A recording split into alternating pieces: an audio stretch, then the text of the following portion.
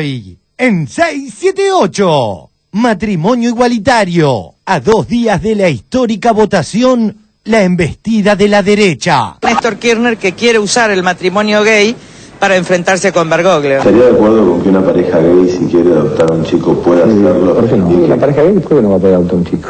¿Qué es lo que tiene una pareja heterosexual a una pareja gay? ¿Qué es lo que tiene? ¿Cuál es la diferencia? Ninguna. Tiempo argentino. Matrimonio gay. Bergoglio llama a una guerra de Dios. Escuché hablar de la guerra de Dios. Me parece el tiempo de las cruzadas. El debate debe volver a su cauce normal. Acá no hay ninguna guerra, ni de Dios ni del demonio. Matrimonio igualitario. Las dudas de Legrand. Roberto, mira, te voy a hacer una pregunta muy delicada. La pareja de homosexuales, suponte que adoptan un chico, un varón. Como tienen inclinaciones homosexuales, ¿no podría producirse una violación? Como tienen inclinaciones homosexuales, ¿no podría producirse una violación?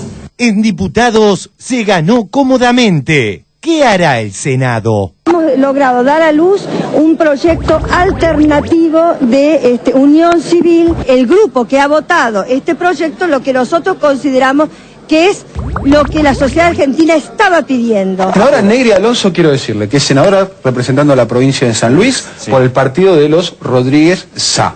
Hay que decirlo claramente, porque a veces se dice un nombre, pero no se sabe cuál es el poder y cuál es la idea que está detrás de eso. Y es militante confesa del Opus Dei. Fue la que votó en contra de la ley de educación sexual. Defiende a Cecilia Pando. La señora senadora tuvo 2 actitudes en medio del silencio y del miedo de todos. La señora salió en defensa de mi amiga María Cecilia Pando. Gloria a Dios en las alturas, recogieron las basuras de mi calle ayer a oscuras y hoy sembrada de bombillas. Y colgaron de un cordel de esquina a esquina un cartel y banderas de papel, verdes, rojas y amarillas. Grondona y la crispación. ¿Un debate fuera de moda? La Argentina, como clima político hoy, parece más crispada, mucho más crispada, que países como Uruguay, Chile, Brasil, México, Colombia, que se vive un clima más deportivo. Yo lo que veo es que nos estamos crispando cada vez más. Yo no creo que la crispación sea un método de gobierno ni nada parecido. México es un país que se está desangrando. México es un país donde los asesinatos de la mafia alcanzan a los más altos funcionarios. En comparación con Colombia, los colombianos también son muy educados. Pero hagamos la violencia que ha vivido Colombia durante todo el siglo XX. Crispación versus crispación. Lo de Walker es envidia. Yo estoy cansado de que la presidenta me sienta insultada por la presidenta. Y bueno, la que provoca la crisis. No, yo no compito con otra mujer. Ni loca. No puede competir con la presidenta, en ningún sentido. Seguramente. Lo que dejó el Mundial. Mariana Moyano deschaba otra mentira. Iván Noble. Nota que Clarín publicó ayer, cuyo título era el siguiente: científicamente los Kirchner perdieron una oportunidad. Era una nota que estaba escrita por la corresponsal del diario Clarín en los Estados Unidos. En esa nota se decía que el triunfo de Argentina en el Mundial hubiera favorecido el índice de popularidad de Cristina y hubiera mejorado las posibilidades de cualquiera de los dos, es decir, de Néstor Kirchner o de Cristina Fernández, en las presidenciales del 2011. ¿De dónde sale esto? De un estudio realizado por la Universidad de Stanford. Buscamos ese estudio y lo que dice justamente el estudio, y aquí aparece una tergiversación, es que lo que exploraron es el impacto electoral que tienen en los Estados Unidos los equipos de los colegios locales de fútbol americano. El estudio no hablaba ni de Argentina, ni de los Kirchner, ni de ninguna situación del Mundial. Confirmado. Se juega como se vive. España, rey del ajustado 1-0. Yo soy español, español, español. Yo soy. A ver, con Iniesta, España está de fiesta. Gracias, Iniesta, España está de fiesta. Gracias, Iniesta, España está de fiesta. Gracias, Iniesta. No vemos la caravana todavía. Apurad, que a ellos espero si queréis venir, pues cae la noche y ya se van nuestras miserias a dormir. Vamos subiendo la cuesta, que arriba mi calle se vistió de fiesta. Pregunta resentida y nacionalista. Si tantos son los mejores, ¿por qué en España el mejor es Messi? Y solo lo agradezco a la gente que me ha apoyado siempre, a mis padres, a mi hermano. No pasa nada, vamos a hablar un poquito del partido y luego volvemos a hablar, ¿no? Madre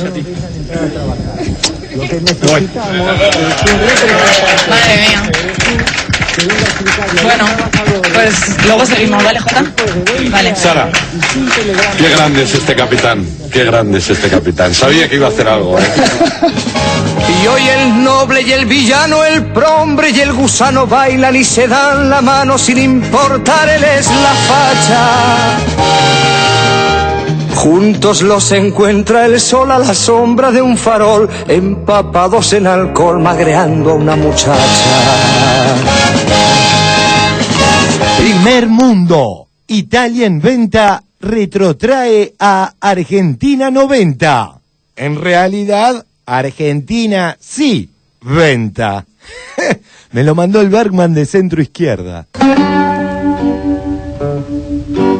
Primero fueron los griegos, los que en plena crisis salieron a alquilar sus islas. Y ahora es Italia la que vende parte de su patrimonio cultural. Otro día de buenas noticias. 1. Récord de reservas ubica cosas en su lugar. Esta semana entonces se podría alcanzar un nuevo récord histórico de reservas.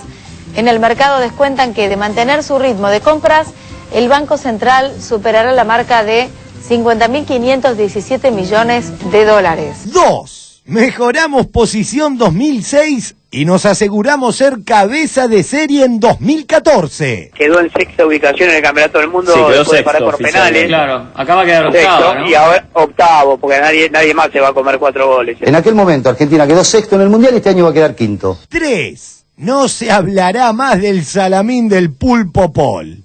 9. 6, 7, 8. Queridísimo Diego, que desafió las leyes de la física, por ejemplo, en aquel gol a Italia. Dígame, ¿cómo nos ve para esta noche? 10 puntos, ojalá nunca se llega a 10 puntos.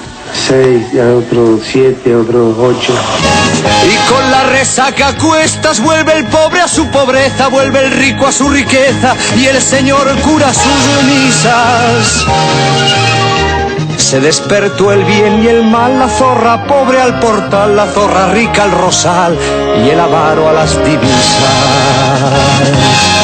Se acabó, el sol nos dice que llegó el final. Por una noche se olvidó que cada uno es cada cual. Vamos bajando la cuesta, que arriba en mi calle se acabó la fiesta.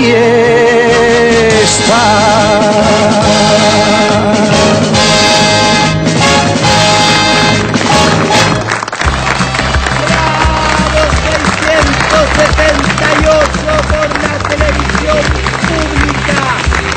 ¡Vamos todavía! ¡Vamos, Luciano! Muy buenas noches.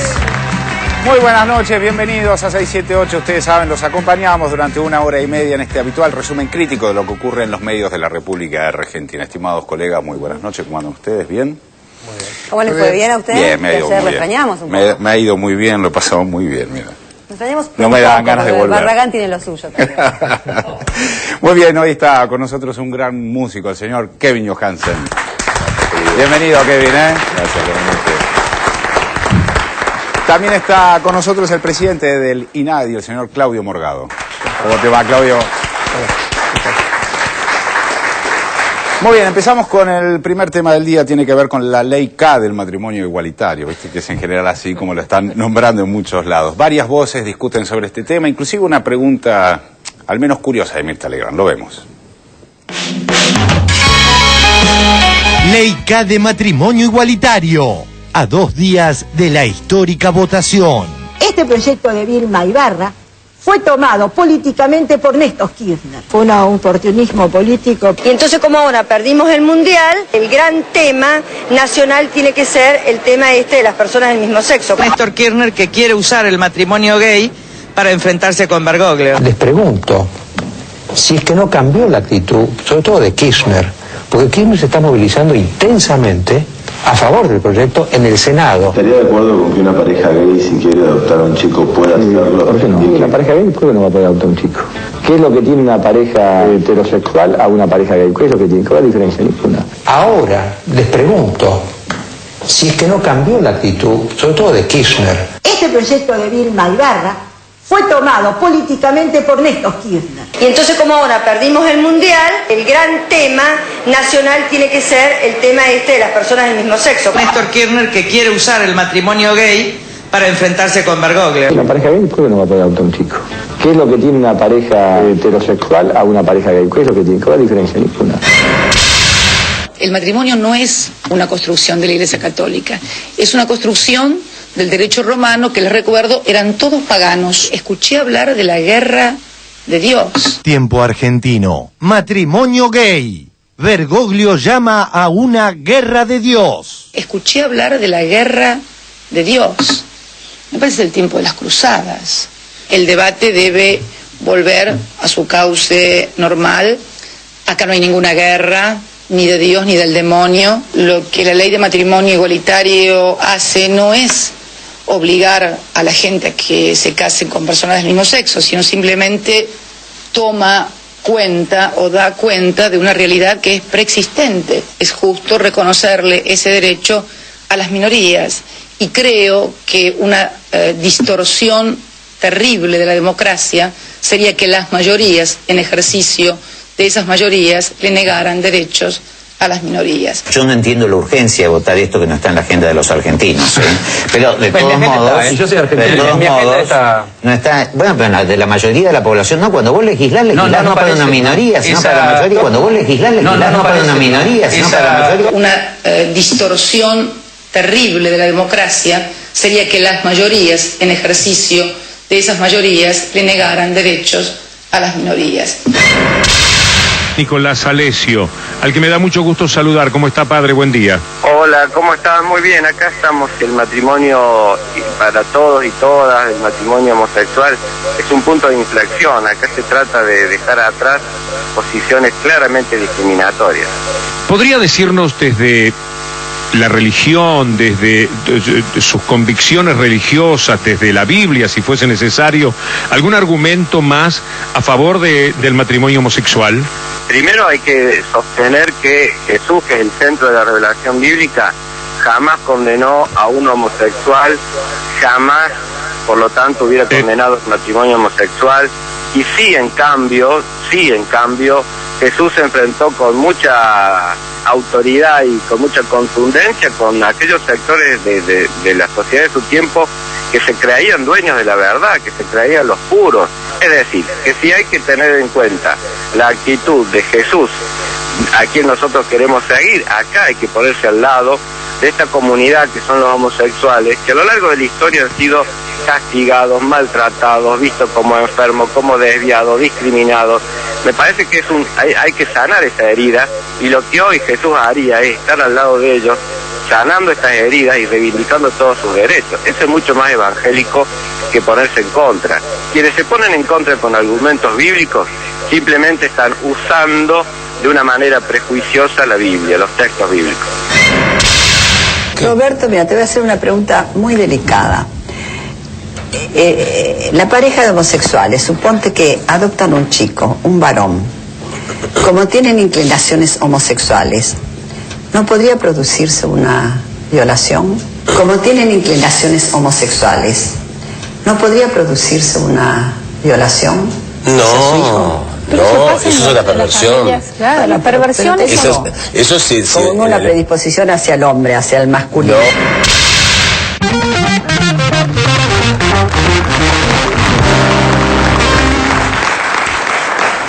Muy bien.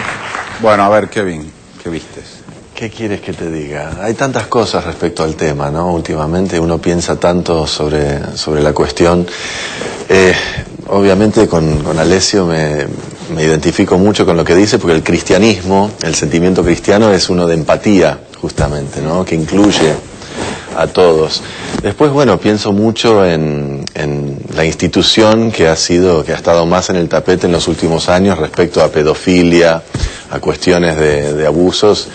Y bueno, en la Iglesia Católica, lamentablemente, ¿no? Es algo muy triste que hemos visto, que tiene mucho que ver con la hipocresía, ¿no? O sea, todo, viste, para mí, debajo de todo esto, hay una gran hipocresía respecto al aceptar a la gente como es. Y obviamente creo que no determina para nada quién es capaz o no de criar un hijo, efectivamente, ¿no? La orientación sexual o la elección sexual en la adultez. ¿Qué opinas de la pregunta de Mirta Legrand? Y bueno, obviamente para responderle esa pregunta decía, bueno, entonces un padre heterosexual con la hija va a estar tentado, o una madre, o sea, el Edipo, Electra, todos los complejos, ¿no? Me parece que no, obviamente no cabe. ¿Morgado? No, creo que hay una construcción que subyace en toda esta discusión, que es el tema que tiene que ver con ver la orientación sexual diferente de la heterosexual, la identidad de género diferente de la heterosexualidad como una enfermedad. Esa construcción está muy arraigada y esto es lo que hay que deconstruir, eso es lo complicado. Eso desde el punto de vista de la cuestión de la sexualidad propiamente dicha. Ahora, en relación a la cuestión política, a mí me parece una aberración que esto se esté presentando como la ley K, cuando la media sanción que se va a revisar en la Cámara Revisora, que es el Senado, el miércoles que viene, es un proyecto de Vilma Ibarra y de Silvia Asburger. O sea, ningún diputado K fue el que presentó ese proyecto. Digamos que hubo un acompañamiento del Frente para la Victoria, por supuesto.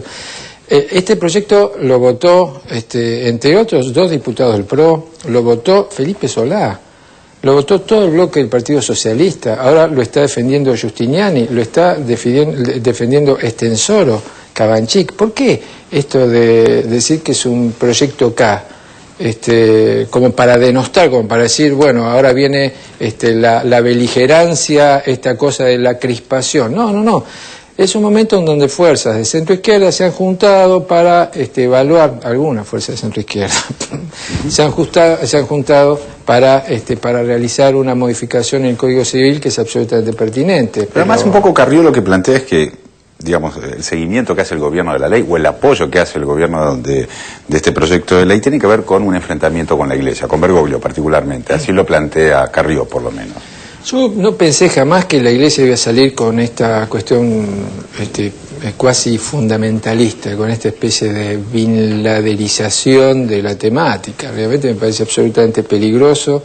Me parece que si hay una crispación es esta, es decir, que es una guerra santa. Estos temas hay que...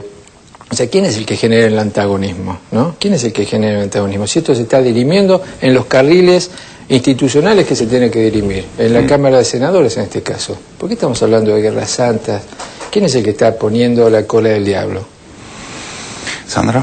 No, qué bueno tener en claro también cómo se estructura esto, ¿no? Porque se monta toda esta operación Guerra Santa sobre los bolsones más conservadores de la sociedad argentina, evidentemente mezclado con grandes confusiones, ¿no? Como las que vierte Mirta Legrand en los medios masivos, o Negre de Alonso, diciendo, después supongo que más adelante en el programa dialogaremos con Claudio sobre la ley sustituta que proponen los que se oponen a la ley de matrimonio igualitario, y siguen mintiendo, porque no están, porque siguen discriminando.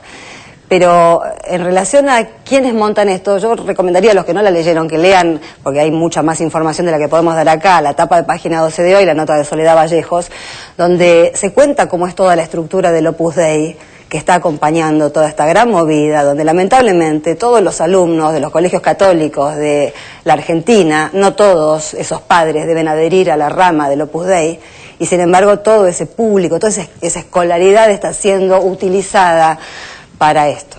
Además, qué manera de embarrar la cancha siempre, ¿no? Porque digo esto de la pregunta sobre la pregunta de Mirta, que es una pregunta que se repite, sobre todo en el público que la ve a Mirta, calculo que es una pregunta de todos. Digo, hoy por hoy las personas homosexuales pueden adoptar. Entonces la pregunta no da lugar, porque no cambia nada, y opino igual que Kevin. De la misma manera, un heterosexual se puede haber tentado por su hijo adoptivo, sea varón o sea mujer. No cambia absolutamente nada. Digo, pero ¿por qué esto de embarrar la cancha? Lo que decía acá el otro día, digo, una lesbiana hoy por hoy se puede casar con un travesti, los dos pueden adoptar y eso está ok, o sea, eso no le molesta. Por eso digo que es oportunista y siempre embarran la cancha y confunden absolutamente a todo el mundo. Porque no está en discusión que un gay pueda adoptar hoy por hoy. Esa no es la discusión. Además de sobredimensionar de una manera extrema la orientación sexual, ¿no? En una familia hay en juego muchas otras cosas además de sexualidad. Sí, asustan, ¿no? Eso es un poco lo que... Porque no la idea es un discurso para no asustar. se habla del matrimonio. Primero pensemos, estoy pensando...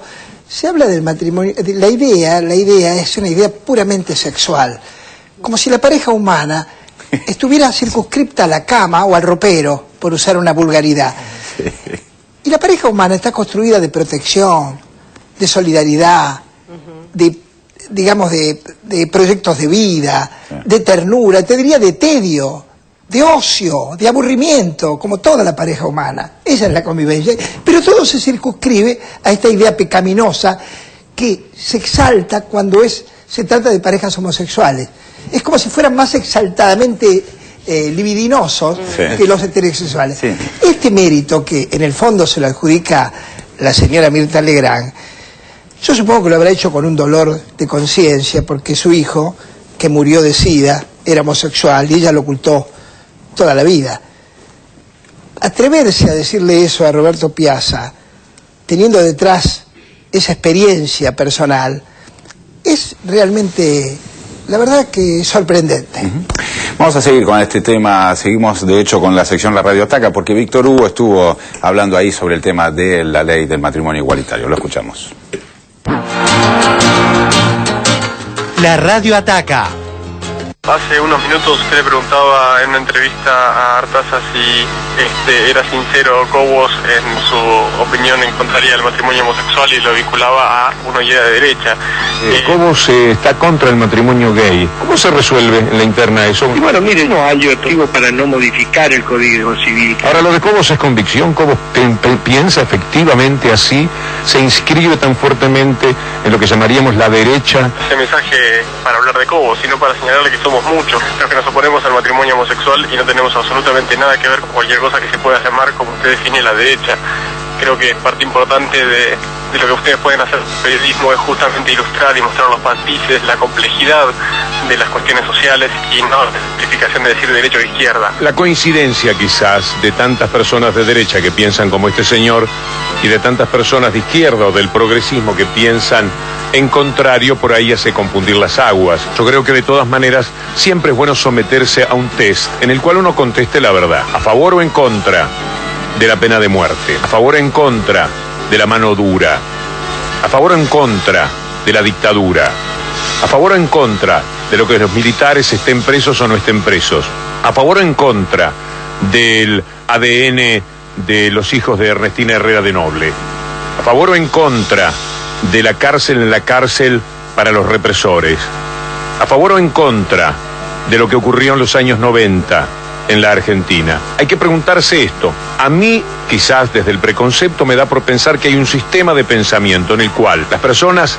que están en contra del matrimonio homosexual al mismo tiempo están a favor de la pena de muerte, están en contra de la despenalización del aborto, están en contra de todo lo que se llama el progresismo, no quieren ver presos a los militares, quieren que se hable de la teoría de los dos demonios, quieren que los militares cumplan sus condenas en sus casas, de la manera más cómoda por otra parte. Lo que hay que hacer a veces es un procedimiento sincero consigo mismo. Hay personas que no les gusta que le digan ser de derecha.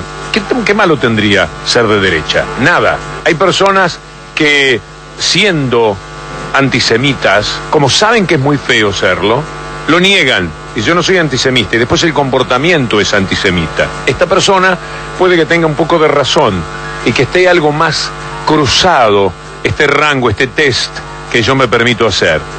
De lo que yo conozco, el rango me da así. Las personas se corresponden con un sistema de pensamiento que va de esta manera. Y si no, fíjense en política. Lo de Cobos es derecha-derecha.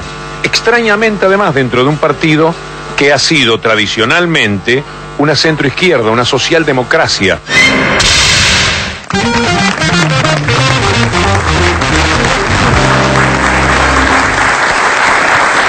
Muy interesante, ¿no? Muy interesante. Es lástima que sea uruguayo, si no lo voto.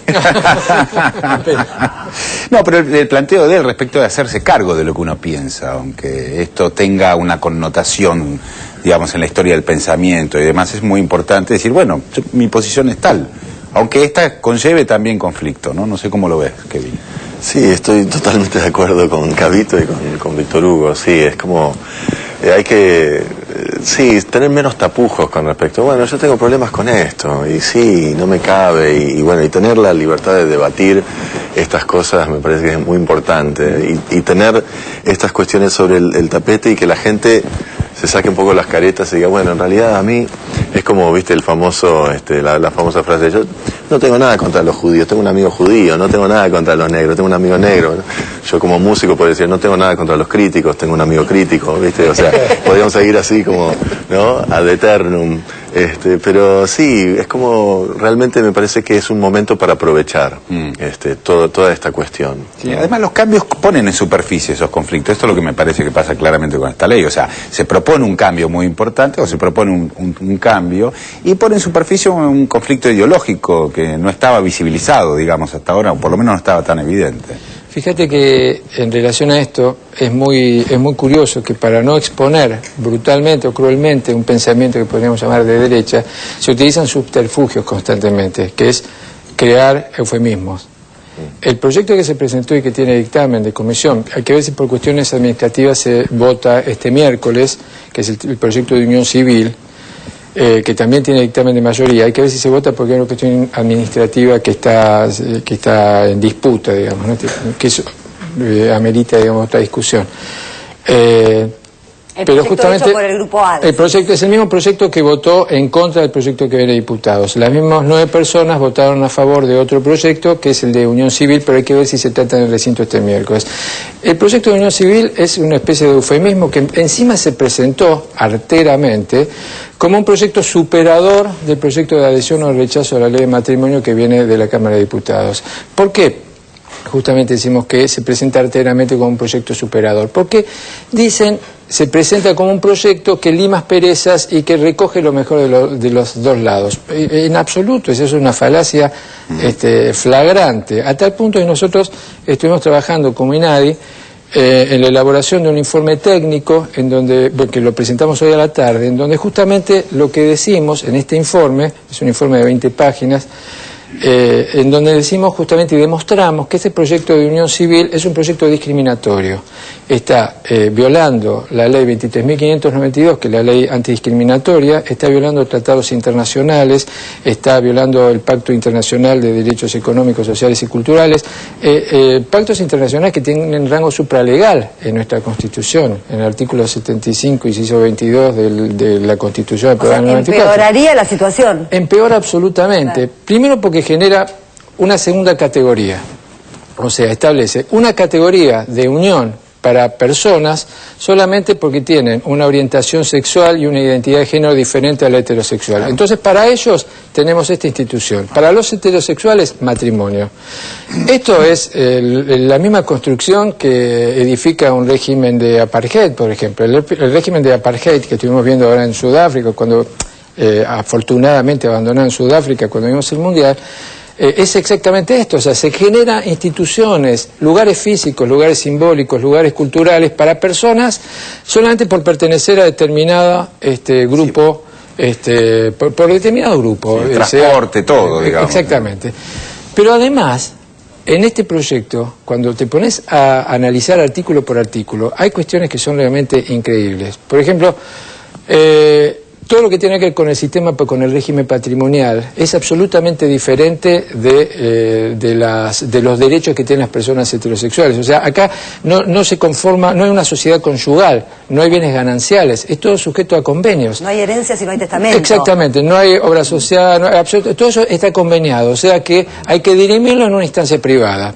Por lo tanto, no es un derecho que hay que conveniar, digamos, ¿no? Ahora, para hacer todos esos convenios a los que estarían obligadas las personas que se unieran civilmente, yo para resumirlo, además ese proyecto prevé que los funcionarios a los que les toque hacer esos trámites pueden inhibirse por objeción de conciencia. Sí.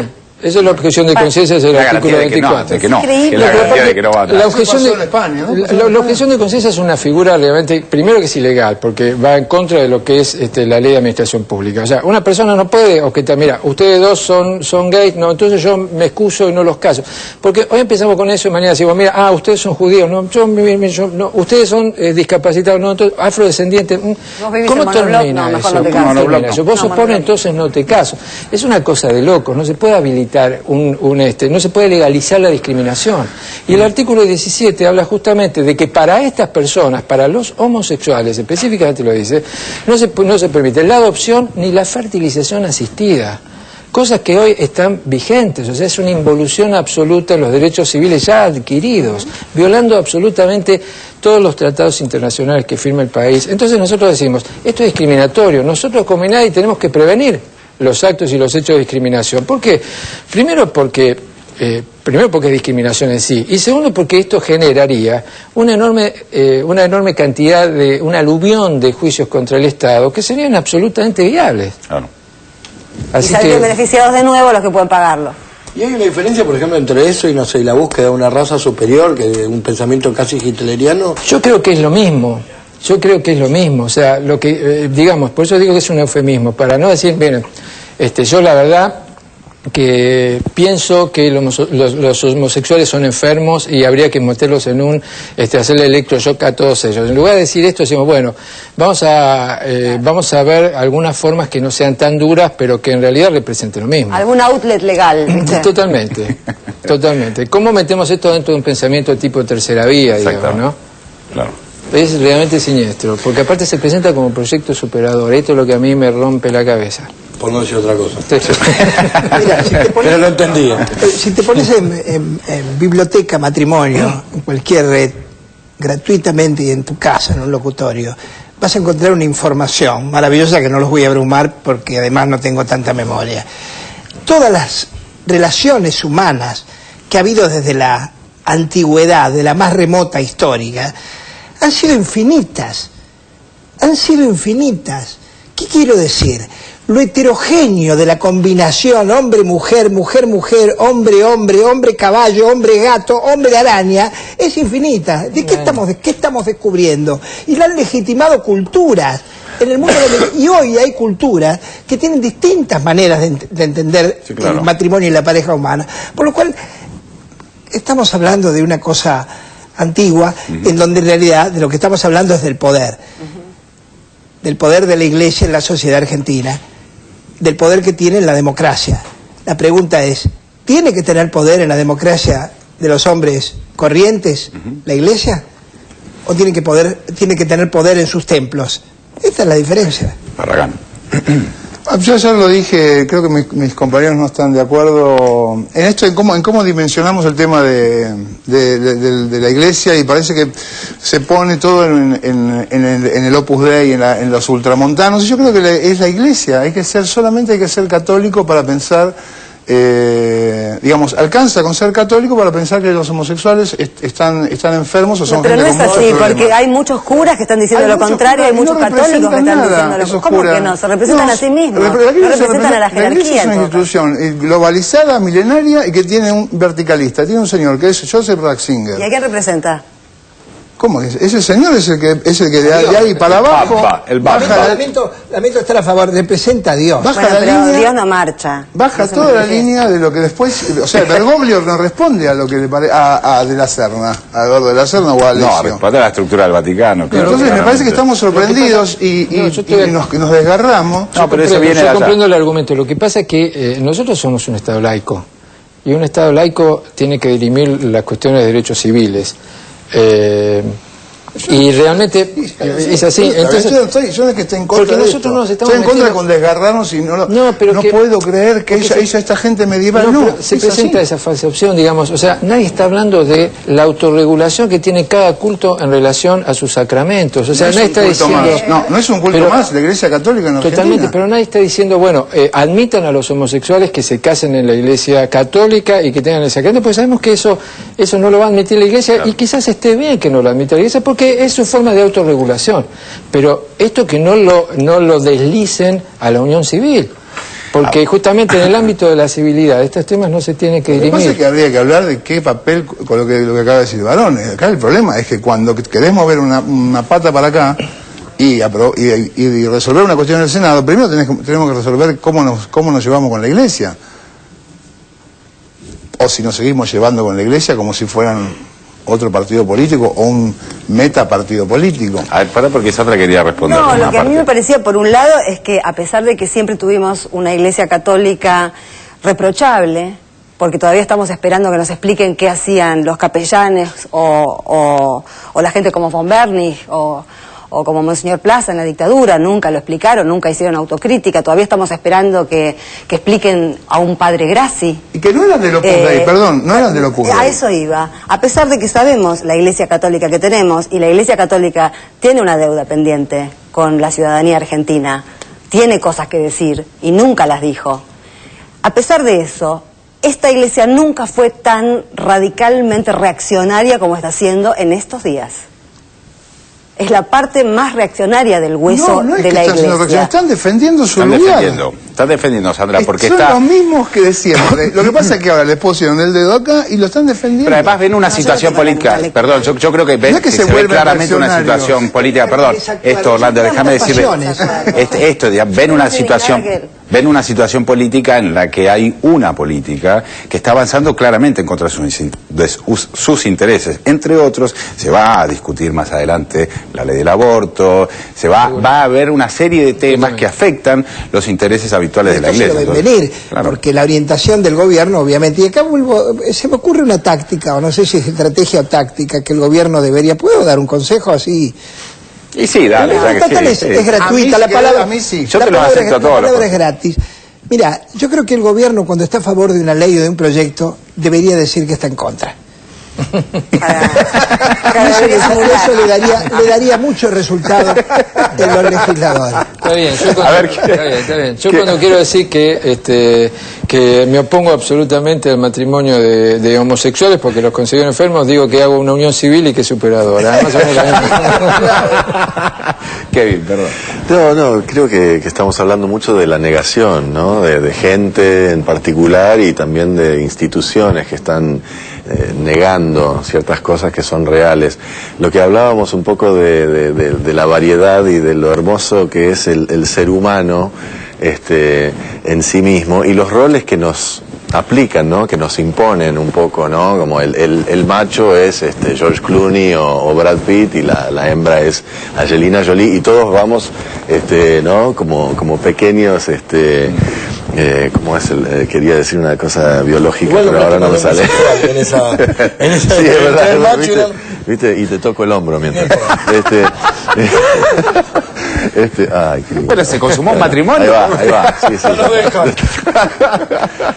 Pero la verdad es que, realmente somos tan únicos, cada uno de nosotros. O sea, yo pienso mucho en la sensibilidad también musical, ¿no? O sea, la sensibilidad musical es única, cada persona tiene en el mundo una sensibilidad única, ¿no? Y somos tan únicos también respecto a nuestra sexualidad, en nuestra forma de expresar, de ser hombre, de ser mujer, y elegir lo que queremos elegir, que imponer eso de algún modo es negador, justamente. Muchas veces, cortito, nada más, peleamos acerca, si pertenecemos a primero o tercer mundo, de dónde estamos, No es, primer mundo no es cuánta plata vos tenés en el bolsillo, ¿eh? Primer mundo son este tipo de cosas. Primer pensar mundo de estas maneras, un país más justo y más igualitario para todos. Culturalmente no estamos tan lejos. La Argentina está muy avanzada respecto a muchos países y no hay que olvidar que estas luchas, hay países supuestamente muy avanzados que las han tenido hace poquito. Muy bien, vamos a cambiar de tema. Pasamos a... Ustedes saben que la palabra crispación fue utilizada durante mucho tiempo, sigue siendo utilizada para hablar del gobierno, ¿no? Como si el gobierno en realidad propiciara la situación de crispación política. Ahora, la pregunta que nos estamos haciendo es si esto está o no de moda por estas épocas. Una pregunta parecida se hicieron en el programa de Mariano Grondona también ayer, lo vemos. La crispación, un debate fuera de moda. La Argentina, como clima político hoy, parece más crispada, mucho más crispada, que países como Uruguay, Chile, Brasil, México, Colombia, que se vive un clima más deportivo. Yo lo que veo es que nos estamos crispando cada vez más. Mira, yo soy la más grande de esta mesa. Esto yo lo viví de chica. Y para mí era una pesadilla, que fue el peronismo. Se ha reproducido de otra manera acá, en esta Argentina kirchnerista. Esto es lo que yo veo, lo que observo. Y acá hay una mezquindad enorme. Yo no creo que la crispación sea un método del gobierno ni nada parecido. México es un país que se está desangrando. México es un país donde los asesinatos de la mafia alcanzan a los más altos funcionarios. En comparación con Colombia, los colombianos también son muy educados. Pero hagamos la violencia que ha vivido Colombia durante todo el siglo XX. Mira, yo estoy cansado y a la presidenta me siento insultada por la presidenta. Y bueno, la que provoca la compite con otra mujer. No, yo no compito con otra mujer. Ni loca. No puede competir con la presidenta en ningún sentido. No puede competir con la presidenta en ningún sentido. Seguramente. Hablando de la crispación, yo creo que ustedes piensan excesivamente. Es un poquito enfermizo y malsano. Todo el día piensan en Néstor y Cristina. Yo me doy cuenta de ustedes. Yo creo que el gobierno sí tuvo éxito en el ataque feroz que hizo contra los medios. El poder del Estado ejercido de la manera que este gobierno lo ejerce es dramático para cualquiera. No hay poder mayor al poder de la presidenta y de Néstor Kirchner. Sea contra Clarín, sea contra Nación, sea contra cualquiera. Y creo que decir que Cristina es una mujer que no está crispada y que no crispó a esta sociedad es estar ciego, por más que me hable de México, Colombia. Aquí hay datos estructurales. Los comunicadores... Menem, que se robaba el país todos los días, no había esta crispación. Pero esto, mira, el justicialismo es un reformismo gradualista. Lo fue siempre, es un reformismo gradualista. Y este gobierno lo es. Que quiere hacer una transformación y la va haciendo gradualista, no mágicamente como pide la izquierda. En Estados Unidos, a Bush, le dijeron barbaridades los medios norteamericanos, pero barbaridades. Y funciona, lo que hizo Bush es tener medios adictos, por supuesto, pero no se conoció allá una ley CEPO. ¿Qué es la ley CEPO? La ley CEPO, la que discutimos el otro día, Fernando. CEPO para algunos, sí, para otros para Frank Leroy, que es el relator de libertad de expresión de Naciones Unidas, dice que es un ejemplo para el primer mundo.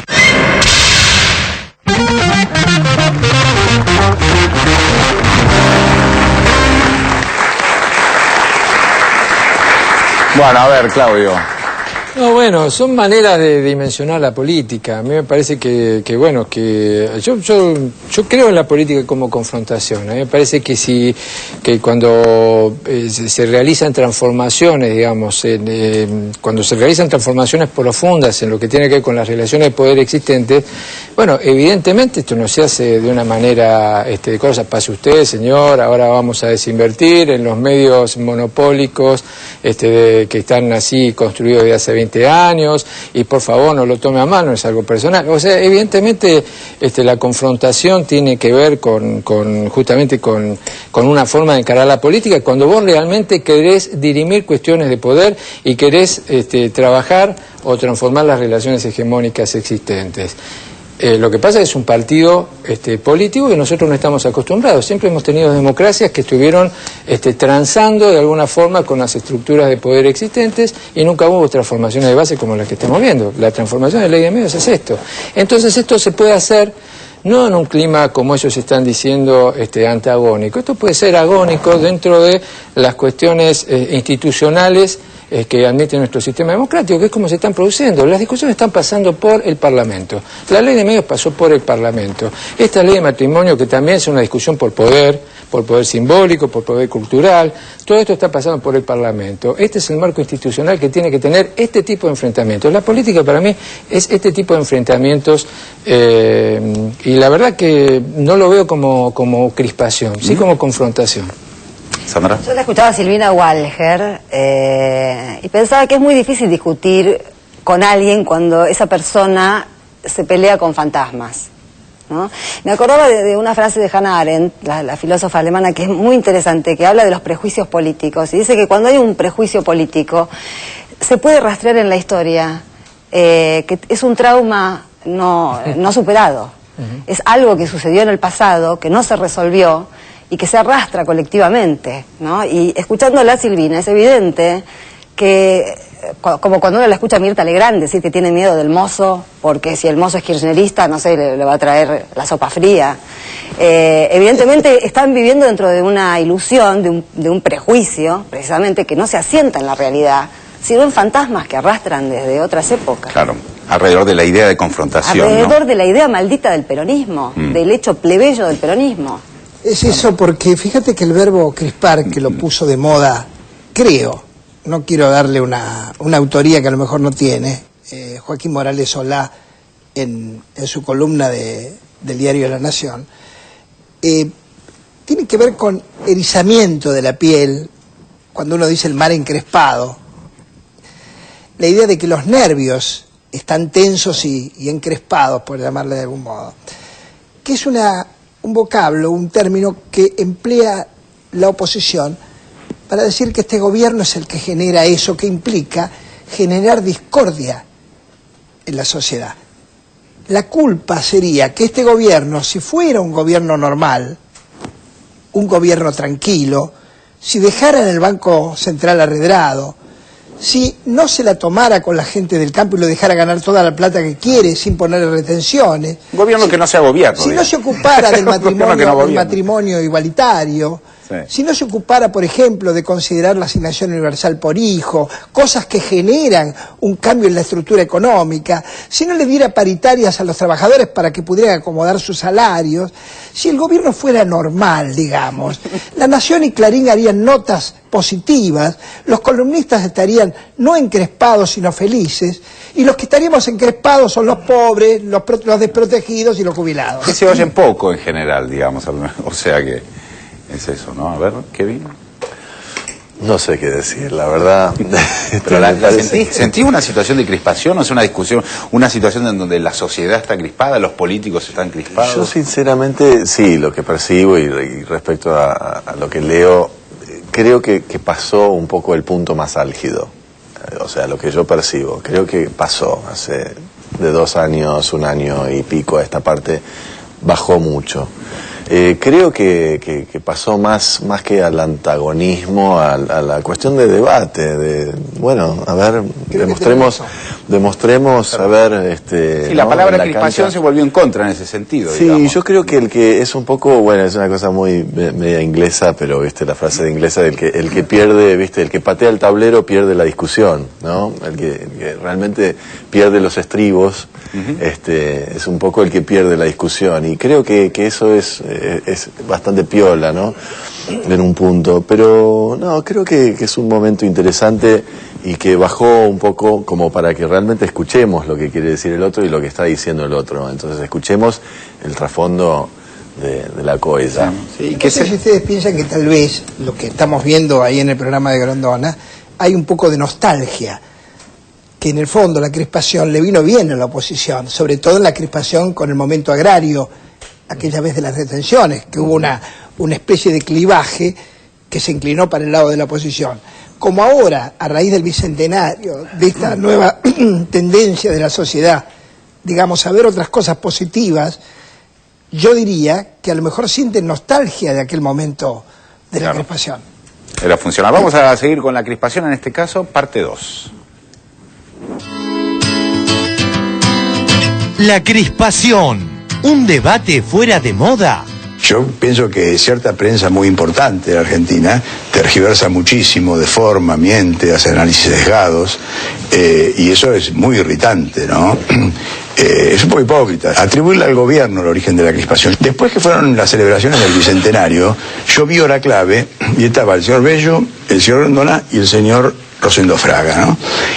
Y se regodeaban los tres con una teoría rarísima, que era qué sopapo le dio la población al gobierno enseñándole lo que es la convivencia, la vida civilizada, etcétera, etcétera. Ahora, lo que yo diría es que hay esto, ¿no? De un lado, el mensaje de la gente sigue en la misma dirección que el 28 de junio, en el sentido que la gente dijo, bueno, basta de conflicto. ¿Cuál fue el mensaje de la gente?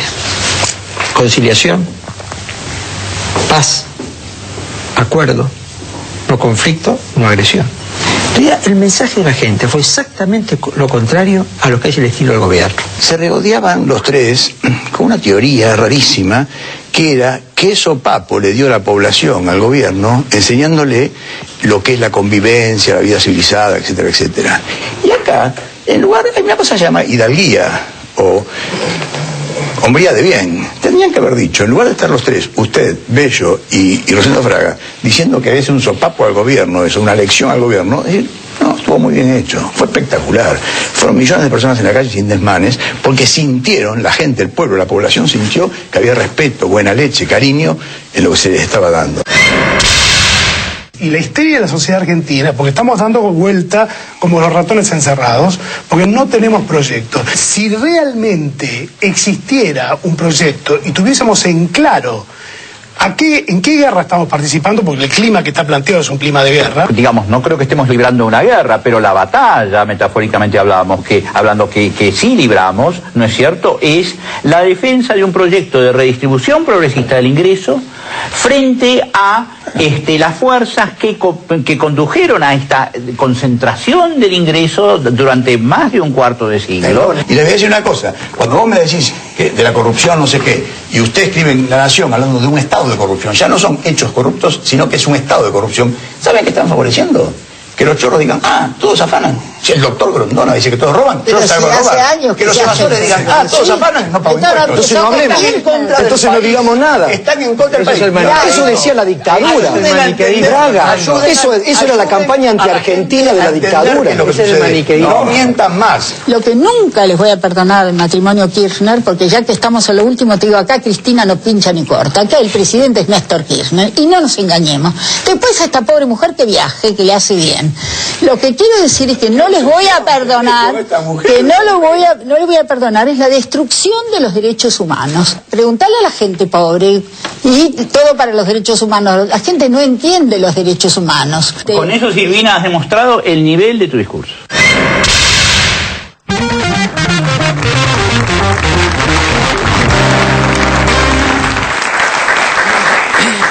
Ay, nos removíamos de la silla. No sabemos, bendito sea el golpe en la cabeza que se pegó Escudé. Sí, ¿no? Que no se lo vuelva a dar, porque a lo mejor vuelve a ser el de antes. Quedó mejorado. Es como es el golpe.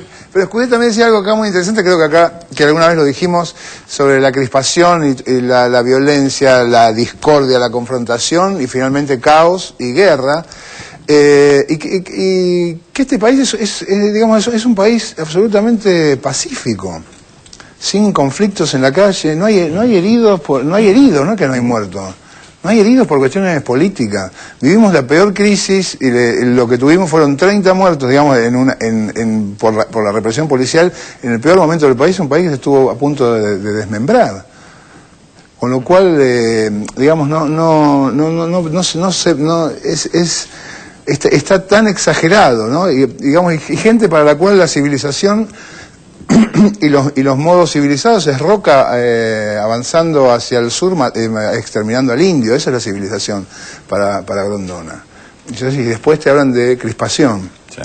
Es porque no quieren hablar de los temas que se está hablando, digamos, o que se está instalando. Bueno, de la misma manera, pasa un aviso de género, pero escuchar decir a Silvina Walger, como uno ha escuchado muchas veces a otras mujeres, ¿no?, decir que la presidenta les da vergüenza de género, no sé qué las pondrá orgullosas, genéricamente. no sé qué del género. ¿Qué te imaginas? No sé, pero lo que yo veo, más allá de poder coincidir o no coincidir con las ideas de la presidenta, que evidentemente las tiene, es esta incapacidad. A mí me perturba mucho esta ceguera patriarcal que hay, porque en todo caso uno podría decir que se trata de una mujer con la que otra mujer no coincide ideológicamente, políticamente, no sé, que le gusta otro tipo de cine. Pero decir que no pincha ni corta y que el que maneja todo es él, es ser un estúpido o una estúpida. Parecía claro, esto, perdón, lo que creo que sí, que cuando vos el odio te enceguece, te hace fundamentalista de una idea, en el caso de un intelectual, pierde todo eso que acumuló como intelectual y se transforma en lo que vos acabas de decir. Claro, yo no lo quiero decir porque está el presidente del INADI. No, claro, yo tomo nota. Chicos, tengamos mínimo cuidado. Toma la patente. Bueno, lo retiro por la... No, totalmente. No, parecía un poco esto de andar a lavar los platos, ¿no? En algún punto, ¿no? Sí. Pero a mí me preocupa digamos, ¿contra qué se lo confronta esto de justamente de la confrontación a nivel político? Se lo confronta de este lado confrontación, del otro lado consenso, ¿no? Como que el consenso es una solución mágica, en donde todos nos ponemos de acuerdo. Todos nos ponemos de acuerdo cuando no nos metemos en lo que decía Esculé después del golpe, digamos, esto en la cabeza, digamos, esto de meterte en la redistribución del ingreso, en procesos en donde vos te estás metiendo con tramas del poder anquilosadas de hace muchísimo tiempo. Cuando vos te metés con eso, no hay consenso. O sea, el consenso se reduce a una confrontación en el mejor sentido de la palabra. No estamos hablando de amigos enemigos acá, de confrontación antagonista, insisto con esto, porque es esta falsa idea en la que nos están metiendo. Acá no hay consenso. Bueno, no, mejor que no haya consenso. Si lo que tenemos que hablar es cómo hacemos ahora con la licencia del Grupo Clarín, cómo hacemos entonces para con la renta justamente financiera, ¿qué hacemos con eso? No se puede solucionar este tema de una manera absolutamente entre amigos y tomando té con masita con Mirta Legrand, digamos, ¿no? Esa es otra palabra que tiene que ver. ¿Vieron el gol de Iniesta? Todos lo vimos. El consenso sería que el arquero le dijera, no patees, nos quedamos en la mitad, deja la pelota ahí, no hagas el gol y yo no lo atajo. Ese sería el consenso, que la pelota quede ahí. Vamos al corte, ya volvemos, dale. Vivo